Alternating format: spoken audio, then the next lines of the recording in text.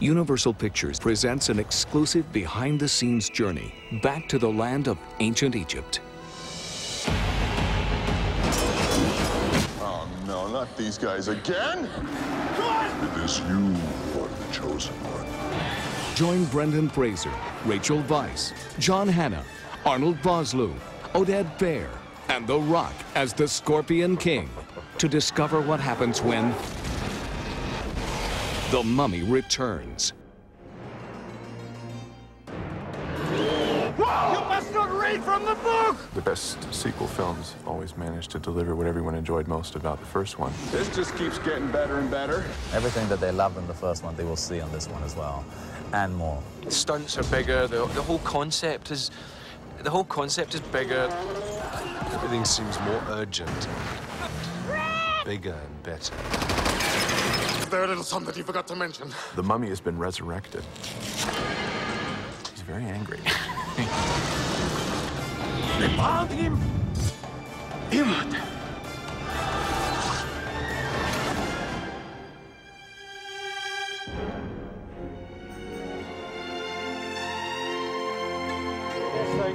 Okay, here we go then. And action! After the enormous worldwide success of Universal's 1999 release, The Mummy, the creative team of Stephen Sommers, James Jacks, and Sean Daniel were already making plans for a sequel. By the time we finished making Mummy 1, I had all these ideas, and I thought, oh, wouldn't it be great to make a sequel? Because I think I could even, do better. All this stuff's being sucked from every angle of the volcano down to the hole. It needed to be a new adventure, a new story, new special effects. I didn't want to rely on old tricks. I had to, take it to a whole new level, make it, not only bigger, but try to make it much better.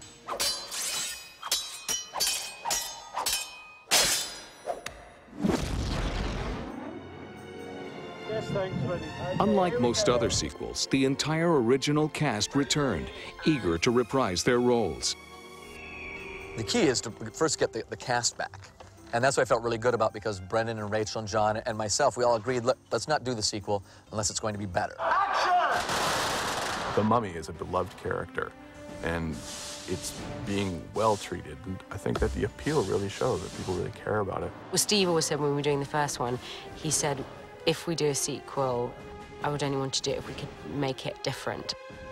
From his experience in the first film, Sommers knew he could rely on the undeniable chemistry of his cast to carry him through the production of the sequel. We all know each other so well that we can actually have a little bit of fun with each other and finish one another's sentences. And I think that family dynamic has really been well attended to and well written. Credit to Stephen Sommers. So you guys run in looking at the acts. Well, you know each other and you feel very comfortable in that relationship, so it was lovely to see everybody right at the start, and also you hit the ground running, you start filming and you know what you're trying to do, you have a relationship, you have a communication already, you don't spend 2 or 3 or 4 weeks kind of figuring out where you're at and how everybody is, and if it's okay to say this and suggest that. It's like, where have I been, where am I going? Exactly. So it's very, very comfortable, and it kind of gives us that head start, I think.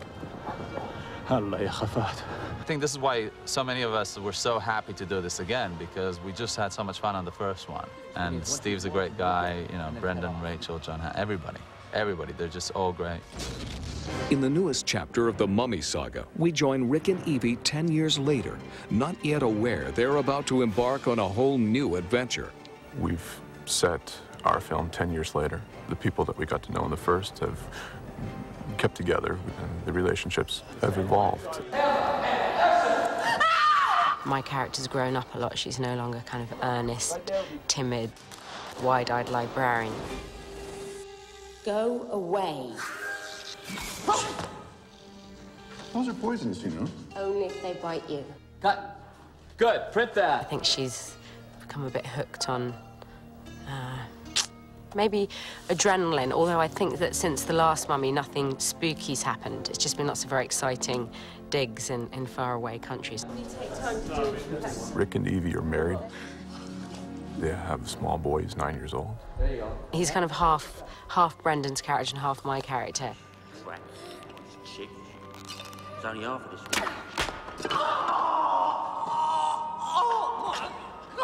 Well, from my dad, I've inherited heroism, adventure. Alex? from my mum, It's the year of the scorpion. I've inherited the love of Egypt.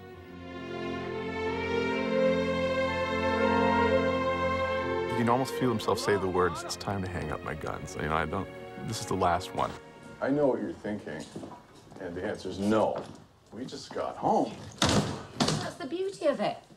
We're already packed.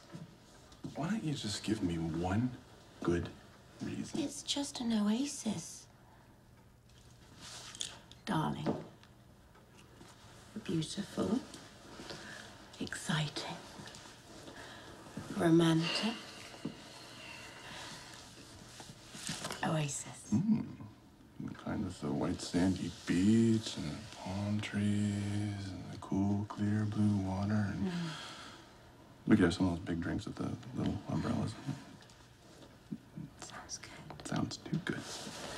What's the catch? Supposedly it's the resting place of Anubis' army. Yeah, you see? I knew there's a catch. There's always a catch. My character's still really kind of wanting to go on more archaeological adventures. That's the emblem of the Scorpion King. And she wants just one last discovery. She has a curiosity that's insatiable. The bracelet of Anubis. They make a discovery that is quite startling and very real, and with it comes a curse. And this time, the curse is personal, as Rick and Evie's son is kidnapped. And they must seek the help of an old friend to return him to safety. My little boy's out there. I'm gonna do whatever it takes to get him back. Well, you give me that gold stick there and you can shave my head, wax my legs, and use me for a surfboard. Didn't we do that in Tripoli? I have 7 days to enter the Pyramid of Gold before the life gets sucked out of me. The sands of time have already begun to pour against you. The clock is ticking, and if they don't arrive, then the boy will die. Whoa, that was amazing! As much as Rick might not want to have to try and save the world again, he's got his work cut out for him. Here we go then. Roll camera. When the mummy returns, many other recognizable characters also find themselves along for the ride. What I kind of enjoy about this character is that there is no development. Then I killed the mummy and all his minions and stole his scepter. Oh, you're so brave. And Rich. Did I mention Rich? What do you think I'm doing here? Oh, sorry, we must be in the wrong house. I thought you said this was your house. No, I didn't. Call me. It's great because what happened was we picked it up where we left off. If he is not killed, he will raise the army of Anubis. I take it that's not a good thing. Oh, he'll wipe out the world. Ah, the old wipe out the world ploy. He's a lot more involved. He's got a lot more of a responsibility in this film. And for our heroes, that responsibility lies in stopping a familiar villain. Stand aside there. Out of the way. Imhotep. It's him. It's Imhotep. Anach-su-namun, the woman that I fell in love with 3,000 years ago, digs me up and takes me to London in the 30s. Do not be frightened. I am not afraid. I'm the resurrection of Anch-su-namun, and my name is Mila. So my mission is to resurrect the mummy, because then the mummy can bring me back to who I really was. We've kind of tried to build the whole relationship, because in the last movie we had all of 6 or 7 minutes at the beginning of it, you know, to do it. But this time is sort of more of a line throughout the film. This place is cursed. Did you acquire what we asked? Alex. I want him back, Rick. When the time comes, I shall truly enjoy killing you. I'll get him back, Evie, I promise. I know you will. Finding the balance between colossal visual effects, intriguing storylines, and strong characters, the tireless efforts of writer-director Stephen Sommers was more key than ever before. He really, really works and pushes, and that really inspires the crew to work harder, too. It's a tough physical movie, and he has to work very hard. Stand by, everyone. Quiet, please. Rehearsing.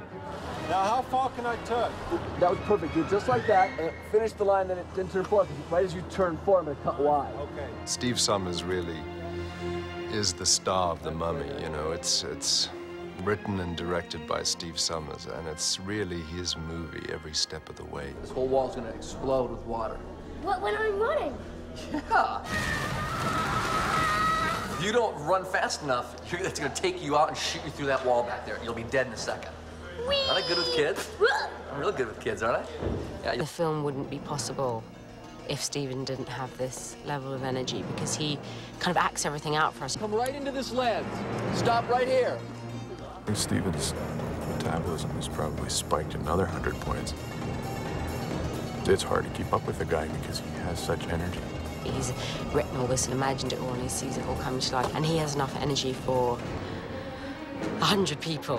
One more time, Arnold. Give me a bigger pause. I'll cue you to say the second line. Here we go, and action! If you watch him as he directs, he throws his hands in the air. It's like he's almost consuming the images. Closer, closer, it's getting closer, closer, closer, go! He spurs everyone on and urges everyone on and keeps everything kind of bobbing up in the air. It's like a kid in a toy shop. And they're still screaming, but it's... You can't sit down when the director's, you know, at the end of the day after 12 hours of work, he still is standing up and running around and rushing and stuff. No way anybody else is going to sit down. I never sit down. This is the first time I've sat down all day, I think. And I just like to be going. I think that my energy spills into the movie, and the movie has an energy and a kind of a funness, hopefully, to it. As long as you come through like this. Like, the guy definitely has such a passion for the work that he does, and the drive and the energy that he brings to it is truly impressive, and it's infectious, to tell you the truth. I think it rubs off on everyone. Marzuka Dunes, May 11th, 2000. The Rock. To join the returning cast members, Steven Sommers created a new villain. The Scorpion King. Scorpion King? The Scorpion King. I play a character called the Scorpion King. WWF superstar The Rock makes his motion picture debut, breathing life into Rick O'Connell's newest foe. He was a fierce warrior, and he led thousands and thousands of men. He conquered a lot of land, and he conquered a lot of armies. He should cheat a little bit more further to his right. That's great. I'm directing The Rock. For me, actually, the real key was when we sent it to The Rock. You know, he doesn't have to do this movie. He's got many things on his plate. But he read the script and said, oh, I want to play this part. This will be fun.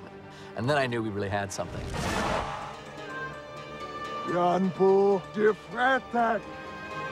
The first challenge The Rock faced was learning a new language.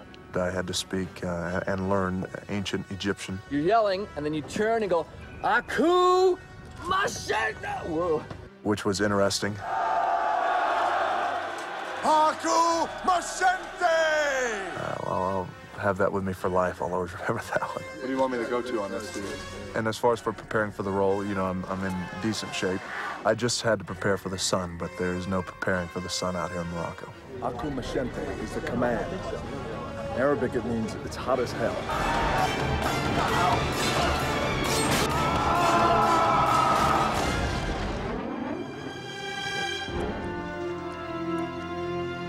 Rediscovering memories of filming the first Mummy movie, the same crew returned to the Sahara Desert, the perfect location to begin the sequel. I'm trying walking the same lines and the same footprints, guys. Like Lawrence of Arabia says, it's clean, but it's also quiet, and cell phones don't work. Everybody's focused on the movie. For a director, it's perfect. We shot from Marrakesh, way out in the Sahara Desert, and now we're shooting also in Jordan and some in Egypt, so we're getting around. Jonathan, get our bags. Oh, my hands are full. Now. Right, I'll get the bags. I'll deal with the flight details. Honey, you're not a subtle man. We don't have time for subtle. I find ancient Egypt really fascinating. That's part of the reason I did the first movie. I love the whole culture and everything about that era.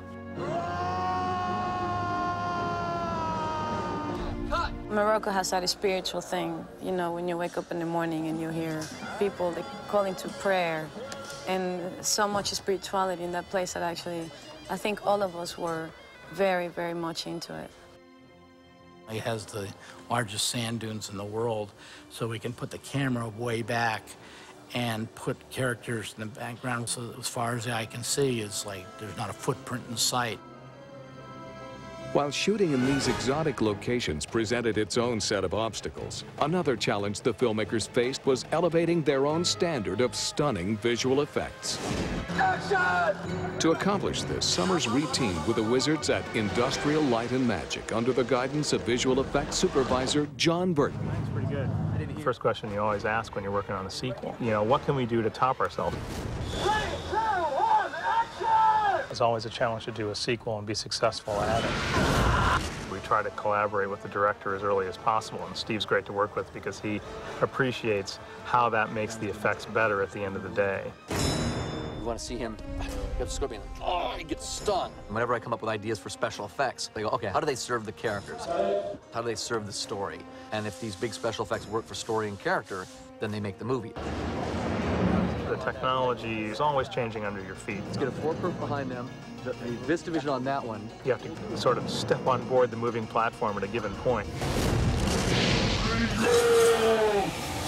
Brendan Fraser's going to battle with 13 soldier mummies. We have to have that pretty meticulously worked out. So we come up with a very careful plan about where each mummy's going to be, what each mummy's going to do, what Brendan's going to do in response to that, and then we work it out very carefully. Exactly like that, the timing, do the whole performance again for yourself. Let's do it. It's like, what would really be happening here, and how do we now create part of that using visual effects and part of that using photography so that everything looks like it's all happening at the same time.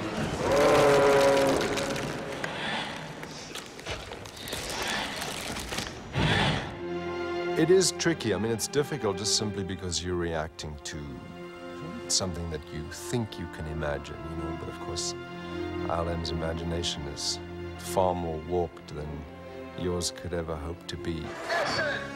It really is like being a member of an orchestra, if you like, and playing your bit. The music sounds best when everybody's playing the same tune, you know what I mean? You just kind of have to be brave and trust that you're not completely overacting if you feel that you are. And maybe you are a little bit, but the truth is it all makes sense once they put the film together. Well, that's part of my job, to be here to help them understand what it is that they're looking at on that big blank blue screen, or what it is they're reacting to as they crawl through the dark caverns, or what it is that's chasing them that makes them want to run away in terror. It's very, very complicated work. So while I'm here shooting, my crew's back at Industrial Light and Magic, and they're working away trying to figure out how to do this stuff. So when we get there, we can really start putting it all together. Okay, as soon as we're set, guys. That's always a big challenge, is making sure that what you do, no matter how spectacular it is, people aren't coming out of the theater thinking the effects were great but missing the movie. Lots of energy, guys, in the foreground. It's not about speed, it's about precision. Try one more time, right away, guys. Okay, here we go then. Stand by. Defend your ears. Roll cameras. Okay, Steven, it's yours. Ready, and action! It's great. A lot of interesting characters, a lot more action, a lot more excitement. It's a lot of fun. A couple of years ago, this would have seemed really strange to me. Certainly different from what The Rock is used to. It's just first class all the way. It's gonna be great. Just like old times, huh? The romance, the action, the special effects, the humor. Every time I hook up with you, I get shot. It's time someone taught you a lesson, wench. Okay, now I'm a believer. That's my husband and my son down there. Make me proud. My feeling from this side of the camera is something a bit unusual is happening. That mark means you're a protector of man. Oh, I hate mummies. My dad is going to kick your... I do not think so. They're just going to get more of what they had the first time. It's going to be bigger, bolder, and a few surprises. You're too late, O'Connor. I need you to help me find my son. The time has come, my little friend. Dad! Get out of the way!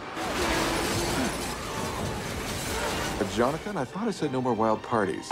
Well, when you're popular. If you like the first Mummy, this one's just simply bigger and better and more hellacious. This is bad, Evie! We've had bad before! This is worse! And it is a ride. It's something that you really want to go on and get out the other side and do it again and again and again. I mean, it has been for me.